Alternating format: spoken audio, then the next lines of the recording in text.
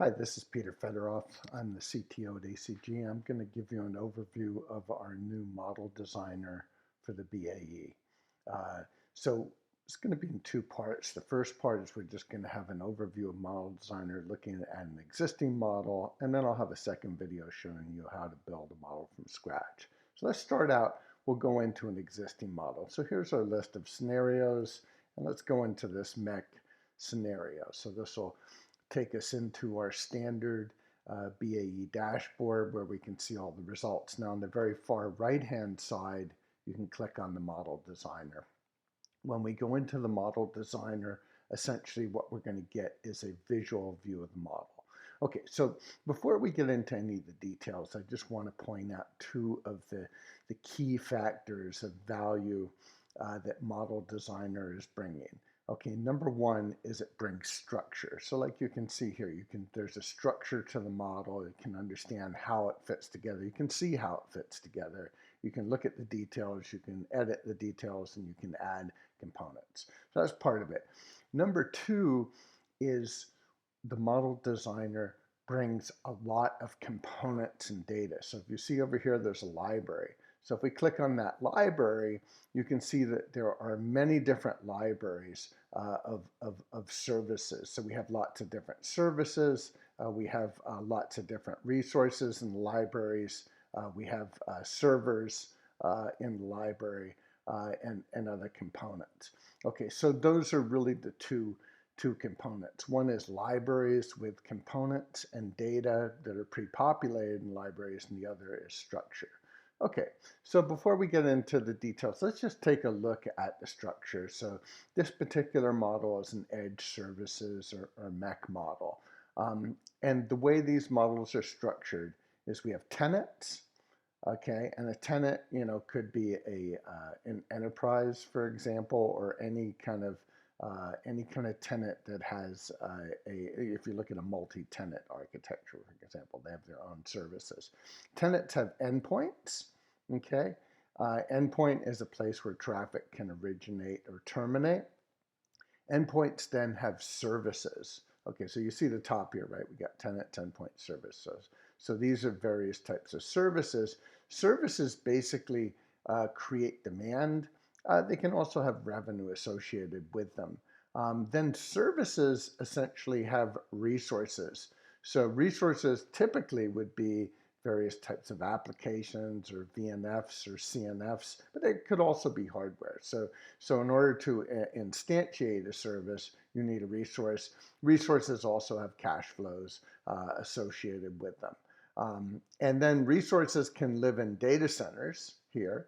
Data centers could be central or edge data centers, and you can have one or more data centers. And then data centers can have servers. So over here are various types of servers that might live in a data center.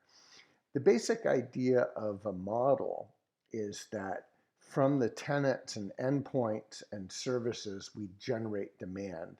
That demand then creates a need for the resources, and the resources scale based on demand. And demand can be in various types of forms. And then those resources, like I said, live in data centers, and then the servers, especially if they're compute servers, they will scale based on resources. So if I have an application or a VNF with a certain number of vCPUs, I will add servers based on how many vCPUs or how much memory or how much disk, for example, is required. So this is one view of the model. Now, if you click on any of these guys, you can go into it and you can get a more detailed view of what that looks like. And you can do that for any of the components. So for instance, if I click on a resource here, it'll show me here's the service I'm connected to. These are the data centers that the resource lives in. And then I can go into more detail and I can go see here are my models and cash flows, for example, for the resource. Here's the data centers where the resource lives. Okay, now also at the top, we have a list view. So we can look at all the tenants, we can look at all the endpoints, With the endpoint, we can see what's the tenant name, do we have a CPE associated, what's my starting quantity, my ending quantity. The way we scale these is we use an S-curve, or we could grow them via just a straight CAGR or a growth rate. So you either have a terminal quantity or a CAGR.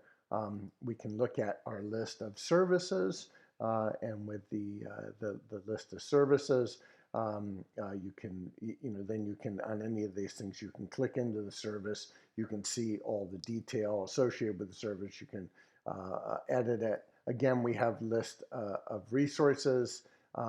We have a list of data centers, a list of servers, a list of CPE. And in this model, we actually don't have any CPE. And then we also have full-time equivalents, or FTE. Okay, so FTE, they don't actually show up on that model view diagram, but they exist, and they're driven by different components. So for example, if I had a telco cloud operations FTE, I've got a name, I have an annual expense, I have a growth rate of the expense, and I have a variable deployment and a fixed deployment. In this case, it's a variable deployment where he's driven by servers. So anyway, that is a very high-level view of the model designer. We'll get into more details about how the various components work in other videos.